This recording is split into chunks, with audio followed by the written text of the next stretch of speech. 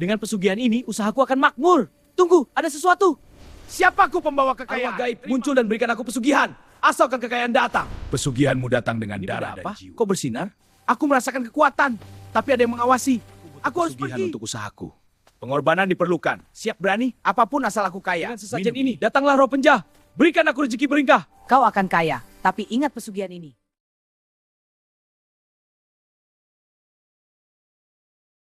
Halo, ini Pitua Sugi, saya ingin bercerita tentang terbongkar.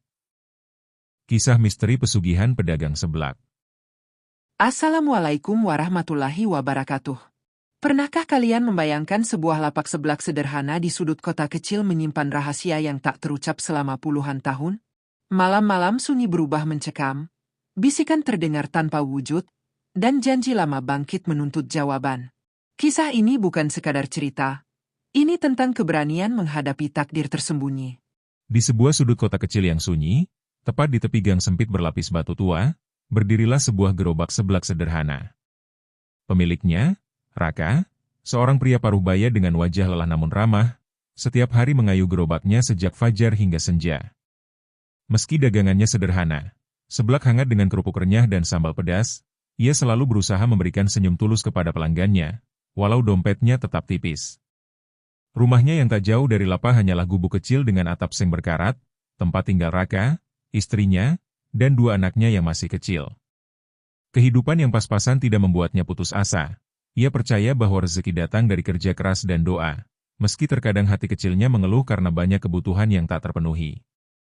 Suasana di lapak seblak Raka selalu ramai, tapi ada sesuatu yang membuatnya berbeda dari pedagang lain. Kadang, ketika angin malam berhembus melalui gang sempit, terdengar bisikan samar yang seolah memanggil namanya.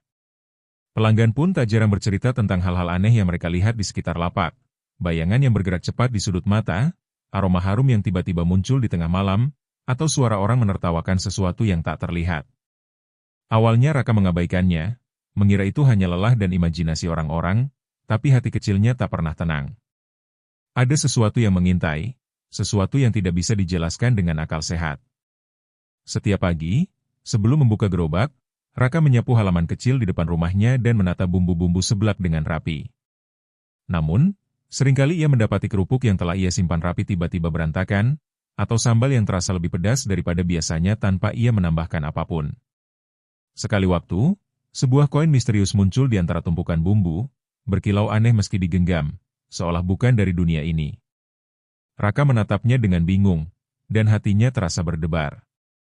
Suasana di lapak yang seharusnya biasa saja, perlahan mulai menyelimuti hari-harinya dengan rasa gelisah yang sulit dijelaskan. Pelanggannya mulai bertingkah aneh. Ada yang datang hanya untuk menatap Raka dengan mata kosong, lalu pergi tanpa berkata sepatah kata pun.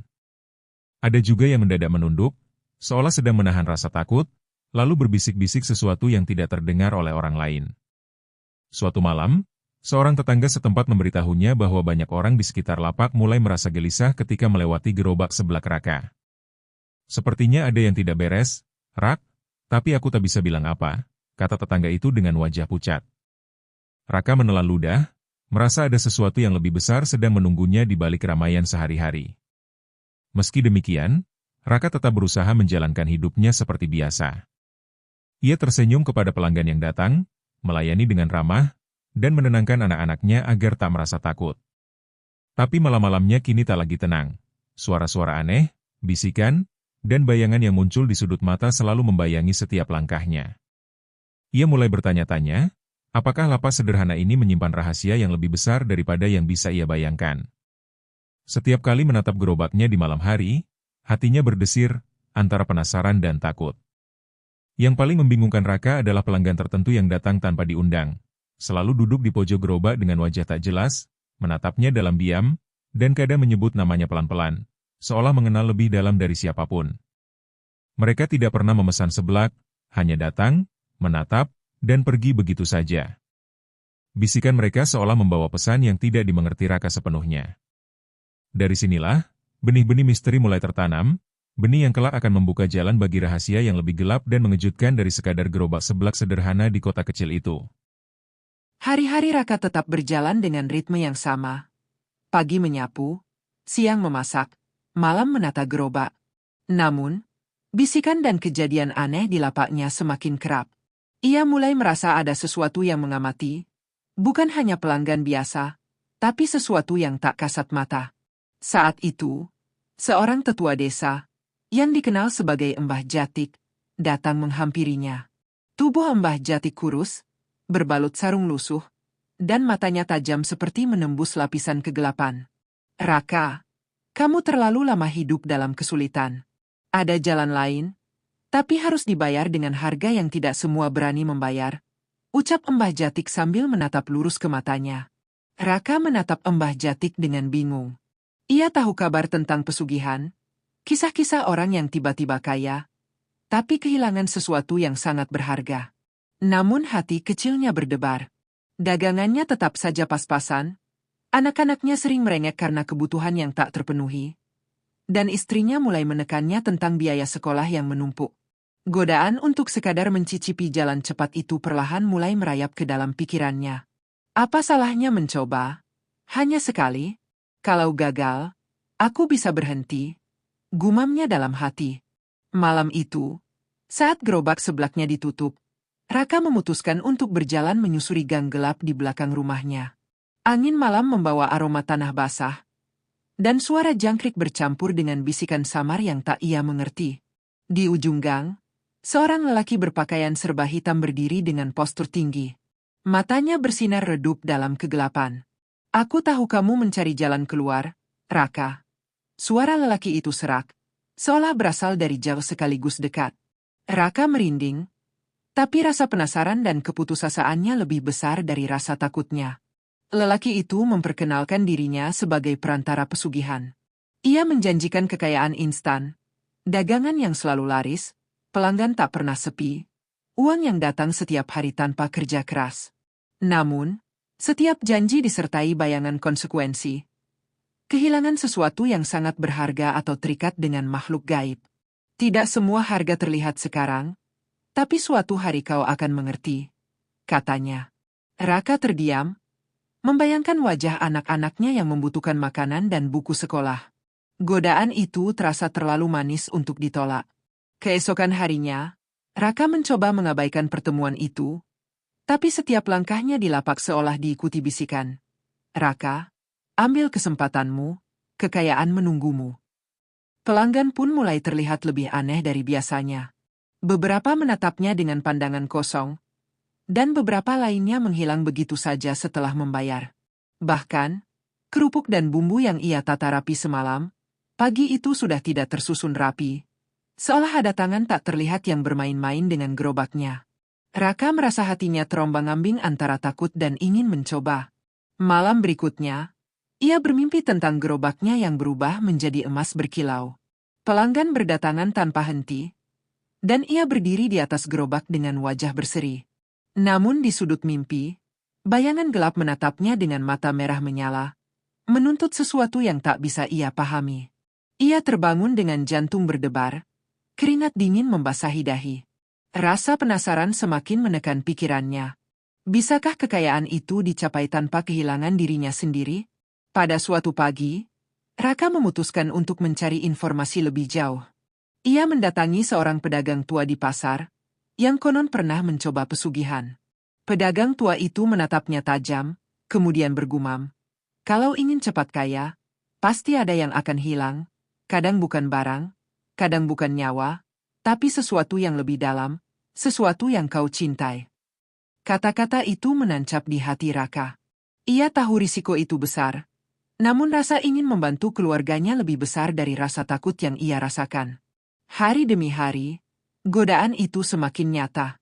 Sebuah kantong misterius tiba-tiba muncul di pojok gerobaknya, berisi koin dan emas kecil. Pelanggan yang datang pun semakin banyak, dan Raka mulai merasakan nikmatnya kekayaan instan. Namun ia juga mulai menyadari adanya harga yang tersembunyi. Malam-malamnya gelisah, mimpi buruk menghantui, dan bisikan di lapak semakin sering terdengar.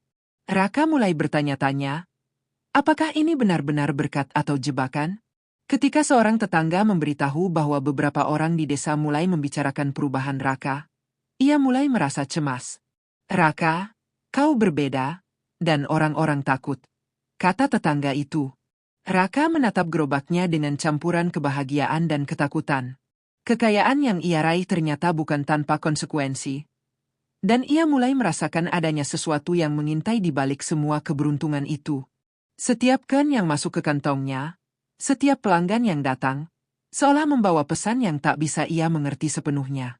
Di akhir bab ini, Raka duduk sendirian di depan gerobaknya, menatap malam yang gelap. Ia menyadari bahwa jalan yang ia pilih, atau hampir ia pilih, bukanlah jalan biasa. Ada rahasia yang tersembunyi di balik setiap senyum pelanggan, setiap ken emas yang tiba-tiba muncul, dan setiap bisikan malam yang tak terdengar oleh siapapun. Raka tahu, ia baru saja memasuki dunia yang lebih gelap dan berbahaya dari yang bisa dibayangkan, dan keputusan berikutnya akan menentukan nasibnya, keluarga, dan mungkin seluruh kehidupannya. Malam itu, ia menutup mata dengan perasaan campur aduk, takut, penasaran, dan tergoda. Malam itu, angin berhembus lebih kencang dari biasanya. Gerobak sebelah Raka berdiri di sudut gang yang remang, cahaya lampu minyak di pinggir jalan menyorot bayangan yang bergerak-gerak di dinding rumah. Raka duduk di bangku kayu lusuh, mencoba menenangkan hatinya yang berdebar. Ia tahu godaan kekayaan instan yang baru ia rasakan bukan sekadar kebetulan. Bisikan-bisikan di lapak seolah memanggil namanya dengan nada mendesak, dan mimpi-mimpi aneh kian menghantui pikirannya. Tiba-tiba, dari sudut gelap, muncul sosok tinggi, berbalut jubah hitam yang berkilau samar. Wajahnya tak terlihat jelas, namun aura menakutkan menyelimuti udara di sekelilingnya. Sosok itu mendekat perlahan, langkahnya nyaris tak terdengar, namun tanah di sekitar kaki Raka seakan bergetar. Raka, suara itu serak, dalam, terdengar seolah berasal dari dasar bumi. Raka merasa jantungnya hampir berhenti, tapi rasa ingin tahu dan keputusasaan keluarga mendorongnya tetap berdiri. Sosok itu menyingkap wajahnya sebentar, memperlihatkan mata merah yang menyala, berkilau seperti bara api, menatap Raka dalam diam.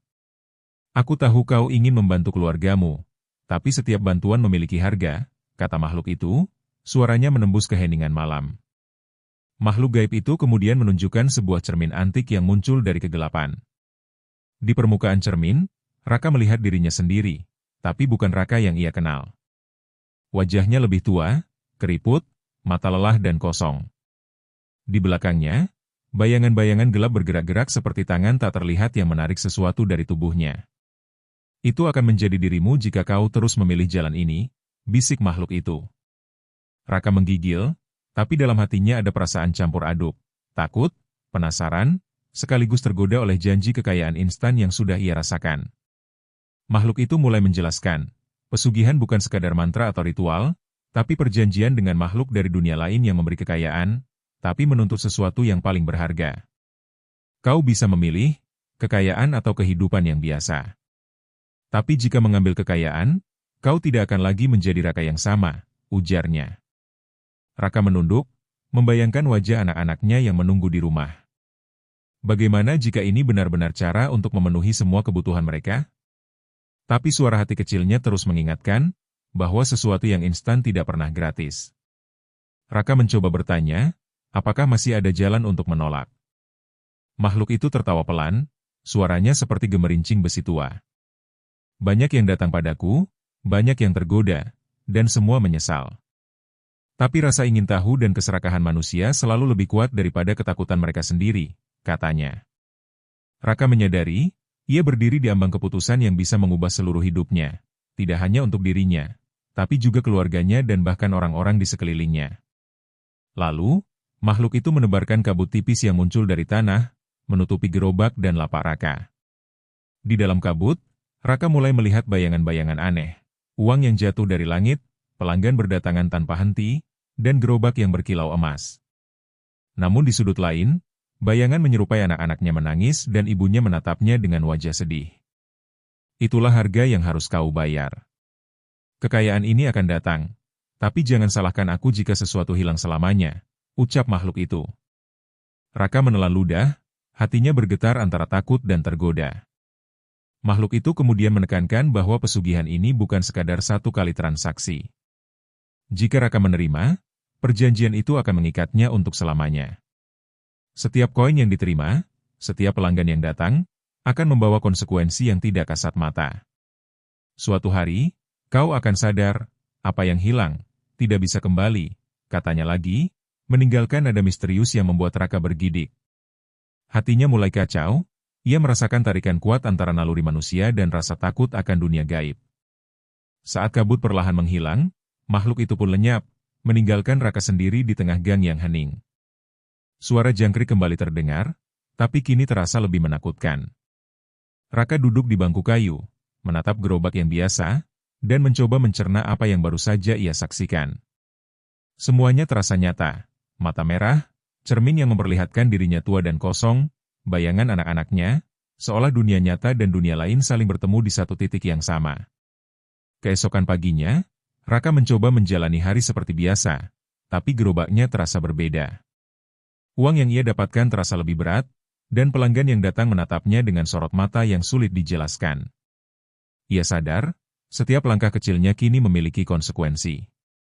Bahkan tindakan sederhana seperti menyiapkan bumbu atau menyapanya pelanggan, terasa seperti bagian dari perjanjian tak terlihat yang baru saja ia temui. Misteri semakin menekan, tapi ia belum sepenuhnya menyerah pada godaan. Di malam hari, Raka duduk di depan gerobaknya, menatap bulan yang pucat. Ia menahan diri untuk tidak mengikuti godaan kekayaan instan, tapi rasa penasaran dan kebutuhan keluarganya semakin kuat. Ia menyadari, keputusan berikutnya bukan hanya tentang uang, tapi juga tentang siapa dirinya sebenarnya.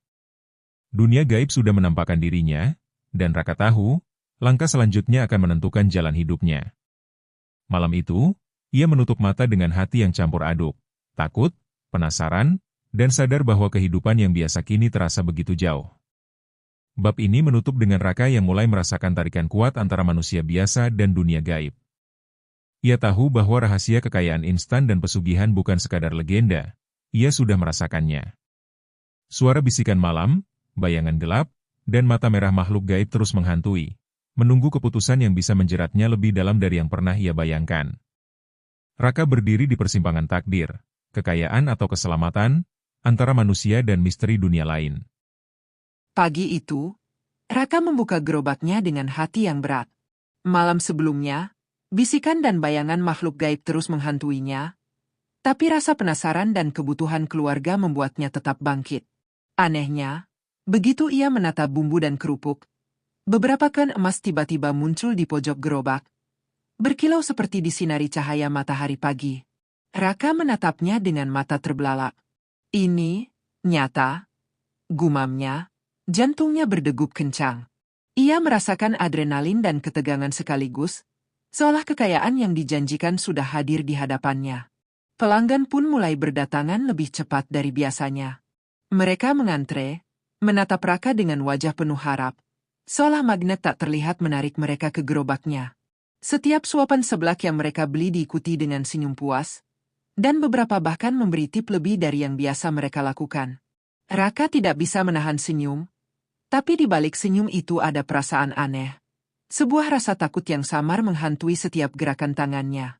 Ia sadar, ini bukan keberuntungan biasa. Ada sesuatu yang lebih besar sedang bekerja. Seiring hari berjalan, gerobak sederhana itu seakan berubah menjadi pusat perhatian. Pedagang lain menatap iri, dan tetangga mulai membicarakan perubahan Raka. Ia mulai menerima lebih banyak uang daripada yang ia bayangkan. Pelanggan menumpuk, dan dagangan tidak pernah habis. Raka merasa seperti berada di puncak dunia. Namun, setiap kali ia menghitung uangnya, terdengar bisikan samar di telinganya. Harga akan datang, jangan lupa janji. Kata-kata itu membuatnya merinding. Tapi rasa lapar akan kemakmuran membuatnya menekannya dalam-dalam. Malam harinya, setelah menutup gerobak, Raka duduk di depan rumah, menatap anak-anaknya yang tertidur pulas. Ia memandangi wajah mereka dan tersenyum lelah, merasa bangga bisa memberikan sedikit lebih dari biasanya. Namun di sudut matanya, bayangan gelap menari-nari di dinding rumah. Sekali lagi, suara serak itu terdengar. Setiap nikmat ada harga, setiap cahaya menuntut bayangan. Raka menarik napas panjang, mencoba menenangkan dirinya, tapi hati kecilnya mulai merasa gelisah. Ada konsekuensi yang belum terlihat. Keesokan harinya, kekayaan instan itu mulai membawa hal-hal aneh. Kerupuk yang ia siapkan malam sebelumnya kadang berubah rasa tanpa alasan. Beberapa pelanggan tiba-tiba menatap kosong sebelum pergi. Dan beberapa barang di rumahnya hilang sekejap. Hanya untuk muncul kembali di tempat yang aneh. Raka merasa dunia di sekitarnya mulai berubah. Sesuatu yang tak kasat mata mulai menggeser realitasnya sedikit demi sedikit. Kekayaan itu terasa manis, tapi di baliknya ada rasa takut yang tak bisa ia abaikan. Suatu pagi, seorang tetangga memberitahu bahwa beberapa orang di desa melihat bayangan gelap di sekitar gerobak Raka. Mereka merasa gelisah, dan beberapa bahkan menghindarinya.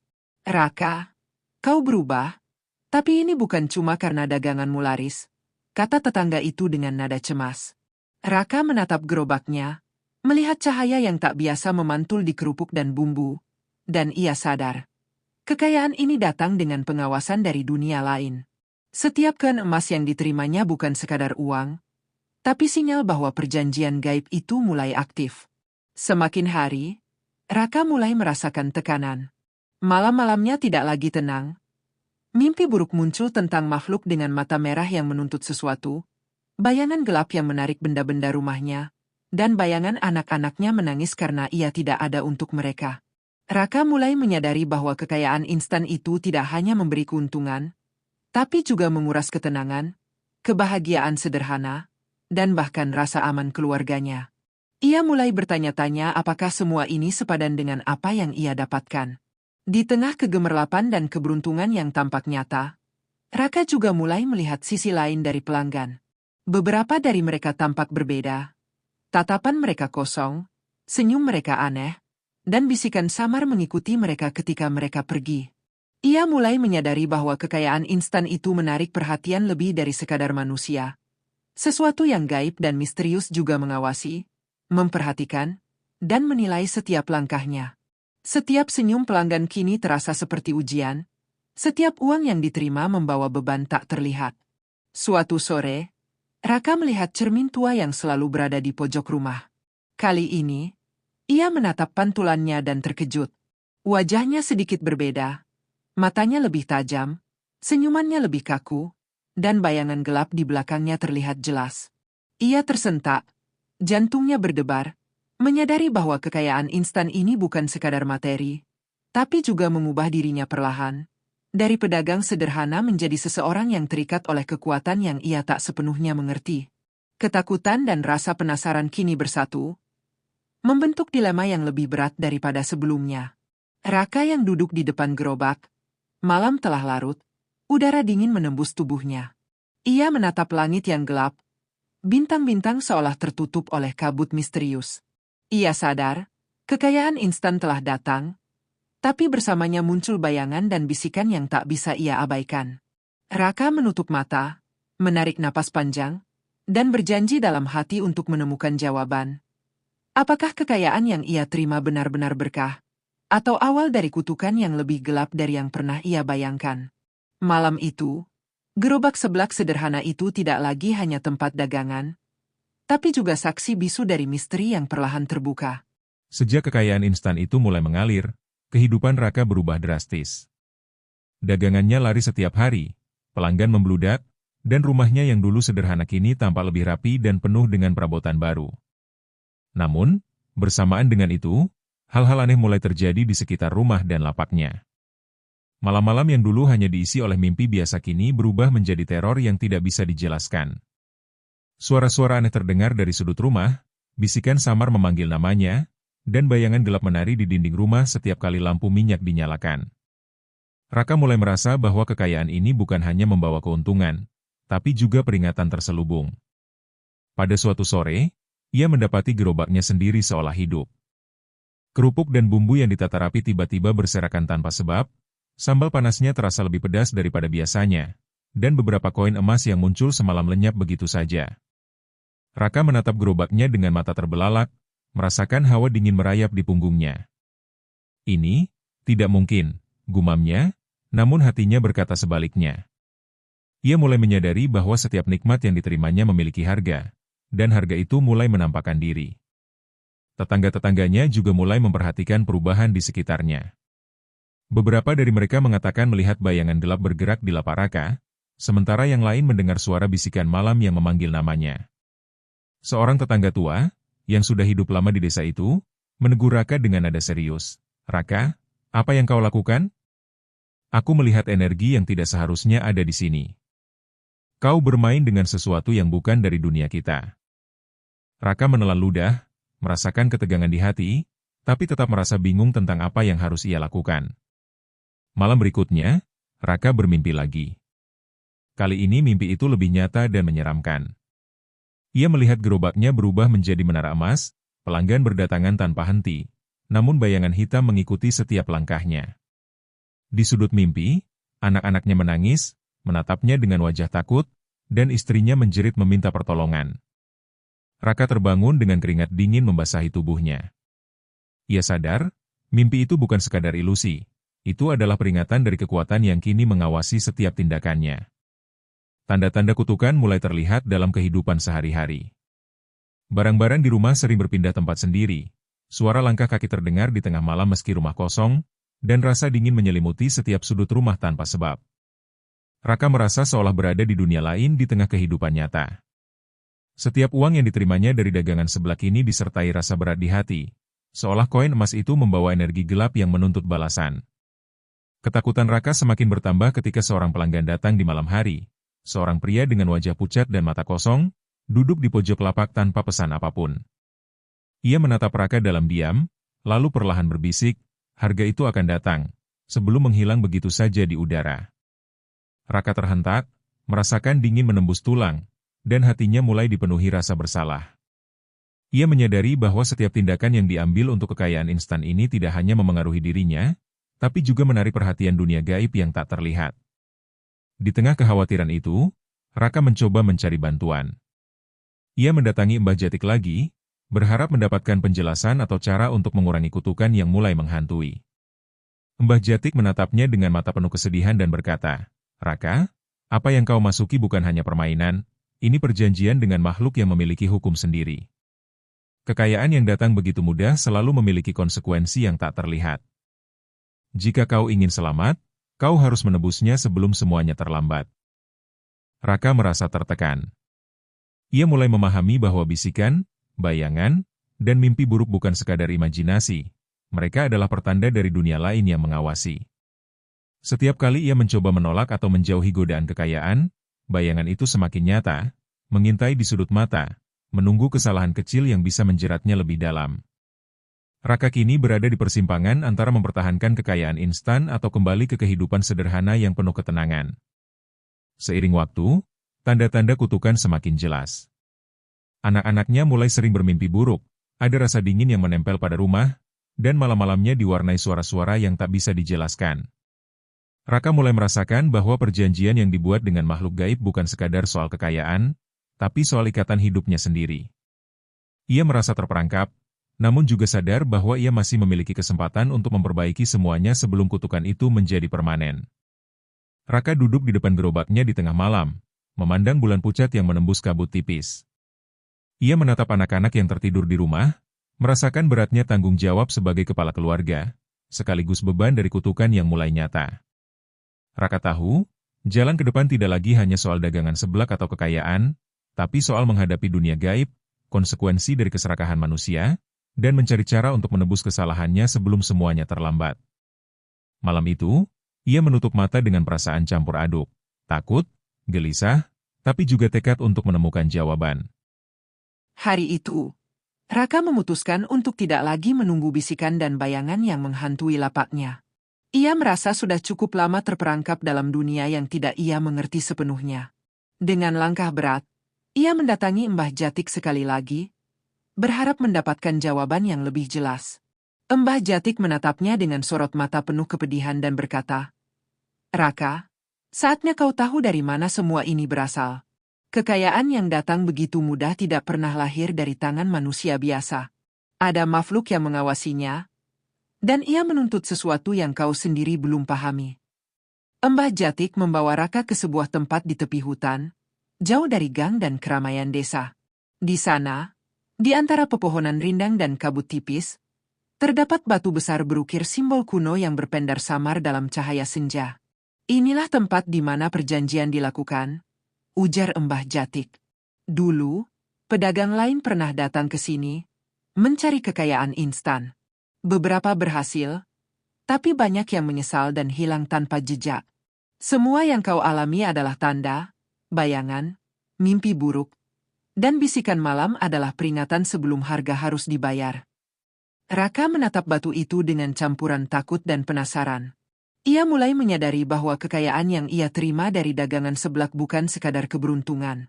Semua uang, pelanggan, dan kemakmuran yang ia rasakan adalah hasil perjanjian yang tidak terlihat. Maksudmu, kekayaan ini berasal dari dunia lain? Tanya Raka dengan suara gemetar. Mbah Jatik mengangguk, wajahnya serius. Ya, Raka. Ada makhluk yang tidak terlihat, dari dunia lain, yang memberikan rezeki. Tapi setiap pemberian selalu memiliki harga yang harus dibayar. Untuk menjelaskan lebih lanjut, Mbah Jatik menunjukkan sebuah buku tua berdebu yang berisi catatan tentang pedagang-pedagang desa yang pernah mencoba pesugihan. Dalam halaman-halaman itu, tertulis kisah orang-orang yang awalnya sukses, dagangan laris, dan kekayaan melimpah. Namun mereka kehilangan ketenangan, anggota keluarga, atau bahkan nyawa mereka sendiri. Setiap kejadian yang menimpa Raka mulai masuk akal. Bayangan gelap, mimpi buruk, bisikan malam, bahkan perilaku aneh pelanggan. Semuanya adalah efek dari perjanjian gaib itu yang mulai menuntut imbalannya. Raka mulai merasakan dingin yang menembus tulang. Ia membayangkan anak-anaknya, istrinya, dan rumah yang baru saja ia renovasi. Apakah semuanya akan hilang? Gumamnya dalam hati. Mbah Jatik menepuk pundaknya. Belum terlambat. Raka, kau masih punya kesempatan untuk menebusnya. Tapi kau harus berani menghadapi makhluk itu, mengakui kesalahanmu, dan berani menolak godaan kekayaan instan yang kini menempel padamu. Malam itu, Raka kembali ke rumah dengan perasaan campur aduk. Ia mulai menata ulang gerobaknya, bukan sekadar untuk dagangan, tapi untuk ritual yang akan ia lakukan. Ia menyiapkan bumbu seblak seperti biasa, namun kali ini setiap gerakan dilakukan dengan niat yang berbeda. Niat untuk menebus, bukan untuk menumpuk kekayaan instan. Suara bisikan di lapak terasa lebih menekan, seolah makhluk gaib mengetahui tekadnya dan sedang menunggu langkah berikutnya. Raka merasa ini adalah malam penentuan. Di tengah kesunyian, bayangan merah yang selalu menemaninya muncul di ujung gerobak. Raka menatapnya dengan penuh keberanian, meski jantungnya berdegup kencang. Aku sadar sekarang. Kekayaan yang kau tawarkan bukan berkah, tapi jebakan. Aku menolak, seru Raka dengan suara tegas. Bayangan itu diam sejenak, kemudian menekuk seperti tertawa pelan, dan kabut tipis mengelilinginya sebelum perlahan menghilang. Raka merasakan lega, tapi juga ketegangan masih menempel di tubuhnya. Esoknya, tanda-tanda kutukan mulai memudar sedikit demi sedikit. Barang-barang yang hilang muncul kembali, malam-malam terasa lebih tenang, dan bayangan di sekitar gerobak mulai sirna. Pelanggan kembali datang dengan wajah normal, tanpa pandangan kosong atau bisikan misterius. Raka merasakan hidupnya kembali stabil, meski ia tahu, godaan dan risiko dunia gaib tidak sepenuhnya hilang. Ia telah membuka rahasia, dan kini memahami bahwa kekayaan instan tidak pernah datang tanpa harga. Raka duduk di depan gerobaknya di pagi hari, menatap anak-anak yang bermain di halaman. Ia tersenyum, hati lebih ringan, tapi penuh kewaspadaan. Ia sadar, rahasia pesugihan telah terbongkar. Kekayaan instan memang memikat, tapi harga yang dituntut dunia gaib bisa menghancurkan semuanya. Kini, Raka bertekad untuk menjalani hidup sederhana, menjaga keluarga, dan tetap bekerja keras dengan cara yang halal. Ia menatap langit pagi, angin membawa aroma tanah basah, dan untuk pertama kali dalam waktu yang lama, ia merasakan ketenangan sejati di hati. Pagi-pagi setelah hari-hari penebusan itu, suasana desa terasa berbeda. Kabut yang biasanya tipis kini menggantung lebih lama di sekitar gang tempat Raka berjualan. Meski hatinya sudah lebih tenang, ada firasat yang tak bisa ia abaikan. Seolah-olah sesuatu sedang menunggu penyelesaian terakhir. Raka sadar, meskipun ia telah memperbaiki niat dan perbuatannya, dunia gaib yang pernah ia sentuh belum sepenuhnya menutup lembarannya. Siang itu, saat ia sedang melayani pelanggan yang mulai kembali berdatangan meski belum seramai dulu, angin mendadak berembus kencang. Panci sebelaknya bergetar, sendok kayu jatuh sendiri ke tanah, dan suasana mendadak sunyi. Pelanggan-pelanggan yang sedang duduk perlahan berdiri dan pergi tanpa sepatah kata pun, seperti dikendalikan oleh sesuatu yang tak terlihat. Raka berdiri terpaku. Ia tahu, ini bukan kebetulan. Di ujung gang, kabut hitam kembali muncul. Sosok tinggi berjubah gelap dengan mata merah menyala perlahan menampakkan diri, makhluk yang dulu memberinya tawaran kekayaan instan. Namun kali ini auranya berbeda. Tidak lagi sekadar menggoda, melainkan menuntut. Raka, suaranya menggema berat, kau telah menolak perjanjian, tapi keseimbangan harus ditegakkan. Raka menelan ludah, tapi ia tidak lagi gemetar seperti dulu. Ia melangkah maju, berdiri di depan gerobaknya, gerobak yang dulu hampir menjadi altar keserakahannya. Aku memang salah, katanya lantang, aku pernah tergoda. Tapi aku memilih berhenti. Aku memilih keluargaku. Aku memilih hidup sederhana. Suaranya bergetar, namun penuh keyakinan. Makhluk itu mengangkat tangannya, dan dalam sekejap bayangan-bayangan masa lalu muncul di udara. Tumpukan koin emas, pelanggan membludak, rumah yang penuh perabot baru. Semua kemudahan yang dulu hampir membuatnya lupa diri. Semua itu milikmu, bisik makhluk itu, kau hanya perlu kembali. Satu langkah saja. Raka memejamkan mata. Ia teringat wajah anak-anaknya yang ketakutan, istrinya yang menangis, malam-malam penuh teror, dan rasa hampa di balik kekayaan instan. Ia membuka mata dengan tekad yang lebih kuat dari sebelumnya. Tidak. Aku tidak butuh emas yang mengorbankan kedamaian. Aku tidak butuh kekayaan yang mencuri jiwaku. Tiba-tiba, tanah di sekitar gerobaknya bergetar pelan. Namun bukan karena ancaman, melainkan karena sesuatu yang berubah. Kabut hitam mulai menipis. Mata merah itu meredup. Untuk pertama kalinya, makhluk itu terlihat goyah. Ia tidak marah, tidak menyerang. Ia hanya menatap Raka dalam diam, seolah menilai keteguhan hati manusia yang dulu hampir jatuh dalam jeratnya. Manusia jarang memilih seperti ini, suara itu kini lebih pelan. Kebanyakan kembali ketika kesulitan datang. Raka tetap berdiri tegak. Biarlah sulit. Asal itu nyata. Asal itu hasil keringatku sendiri. Kata-katanya sederhana, tapi mengguncang ruang di antara dunia manusia dan dunia gaib. Dengan satu hembusan angin terakhir, sosok itu menghilang sepenuhnya. Tidak ada ledakan, tidak ada teriakan. Hanya keheningan. Gerobak Raka kembali diam. Panci seblak masih hangat. Matahari mulai menembus kabut, menyinari gang kecil itu dengan cahaya yang terasa lebih jernih dari sebelumnya. Sesuatu telah selesai. Sebuah lingkaran telah ditutup. Sejak hari itu, kehidupan Raka tidak berubah menjadi luar biasa. Dagangannya tidak selalu ramai. Kadang sepi, kadang cukup. Tapi setiap malam ia tidur tanpa bisikan.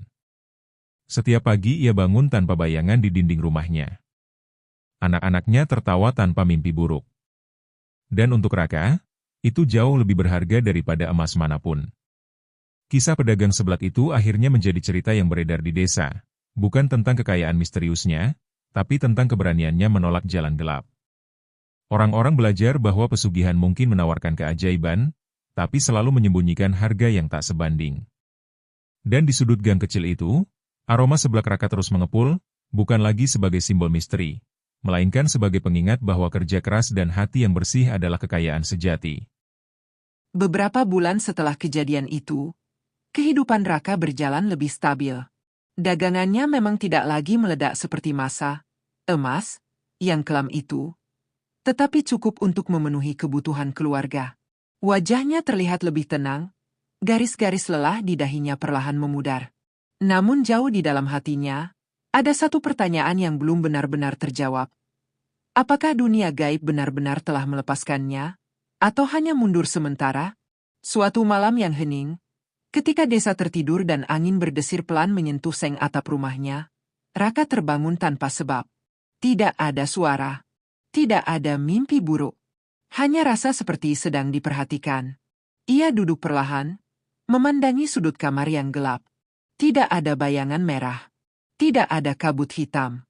Namun perasaan itu nyata. Seperti seseorang berdiri di ambang dunia, mengamati tanpa ingin terlihat.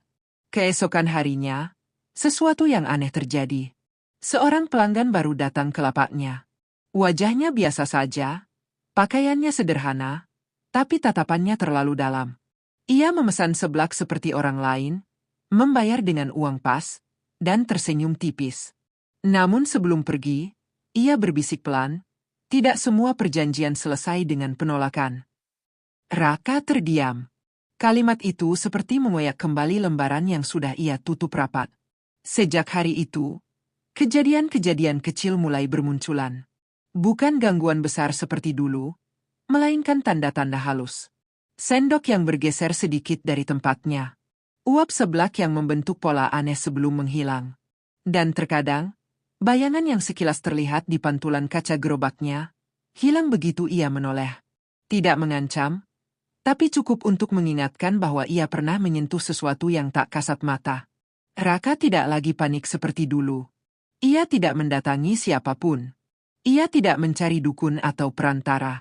Kali ini, ia memilih menghadapi dengan kesadaran. Ia mulai memahami satu hal penting. Dunia gaib mungkin tidak sepenuhnya pergi. Tapi ia tidak lagi memiliki kuasa jika hati manusia tidak membuka pintunya. Ketakutanlah yang dulu membuat bayangan itu kuat. Dan kini, ia menolak untuk takut. Suatu sore menjelang maghrib, langit desa berubah jingga kemerahan. Raka berdiri di depan gerobaknya, memandangi cahaya matahari yang tenggelam. Tiba-tiba, di tanah tepat di bawah roda gerobaknya, ia melihat sesuatu berkilau samar. Sebuah kan emas kecil. Persis seperti yang dulu sering muncul secara misterius. Jantungnya berdegup sekali. Hanya sekali. Tidak lebih. Ia menunduk, menatapkan itu lama. Kan itu seolah menantangnya. Menggodanya. Mengingatkannya pada masa ketika segalanya terasa mudah dan cepat. Namun tanpa ragu, Raka mengambil kan itu, menggenggamnya erat, lalu melemparkannya ke selokan yang mengalir di samping gang. Ia tidak berkata apa-apa. Tidak berteriak. Tidak marah. Hanya keputusan sederhana, tapi penuh makna. Angin berembus pelan setelah itu. Ringan. Bersih. Tidak ada kabut. Tidak ada suara berat menggema. Hanya suara anak-anak bermain di kejauhan dan aroma seblak yang mengepul hangat. Di momen itu, Raka benar-benar mengerti. Ujian terbesar bukanlah saat godaan pertama datang, melainkan saat godaan itu kembali dengan wajah yang lebih halus. Malamnya, ia tidur tanpa gangguan. Untuk pertama kalinya sejak semua peristiwa dimulai, ia tidak merasa diawasi. Tidak ada tekanan tak terlihat. Tidak ada energi asing di sudut ruangan. Ia menyadari bahwa kekuatan gaib mungkin nyata, tapi pilihan manusia jauh lebih kuat ketika ia sadar sepenuhnya. Raka yang kembali berdiri setiap pagi di depan gerobaknya, bukan sebagai lelaki yang pernah hampir tersesat, tetapi sebagai seseorang yang telah belajar dari jurang. Misteri itu mungkin tidak sepenuhnya hilang dari dunia, tetapi ia tidak lagi memiliki ruang dalam hati Raka. Dan di gang kecil itu, cerita tentang pedagang seblak bukan lagi kisah pesugihan, melainkan kisah tentang pilihan, kesadaran, dan keberanian untuk berkata tidak pada kegelapan, bahkan ketika kegelapan masih berbisik pelan. Pada akhirnya, kisah pedagang seblak sederhana itu bukan sekadar cerita tentang bisikan, bayangan, dan misteri yang menyelimuti gerobak tua di sudut kota kecil, melainkan tentang keberanian seorang manusia biasa yang memilih menghadapi ketakutan daripada lari darinya. Dari kepulan uap kuah pedas yang dulu hanya mengundang pelanggan, lahir jembatan tak kasat mata antara janji yang terputus dan takdir yang menunggu ditepati. Arman membuktikan bahwa yang paling menyeramkan bukanlah hantu atau bayangan, melainkan janji yang dilupakan dan kebenaran yang dikubur waktu. Dan ketika ia menggali tanah masa lalu dengan tangan gemetar namun hati teguh, ia bukan hanya menemukan kotak kayu berdebu, ia menemukan makna bahwa rezeki, keberanian, dan penebusan bisa tumbuh bahkan di atas luka yang telah lama diam. Di sanalah cerita ini berakhir bukan dengan teriakan, tetapi dengan keheningan yang lega. Sebuah akhir yang terasa seperti doa yang akhirnya dijawab.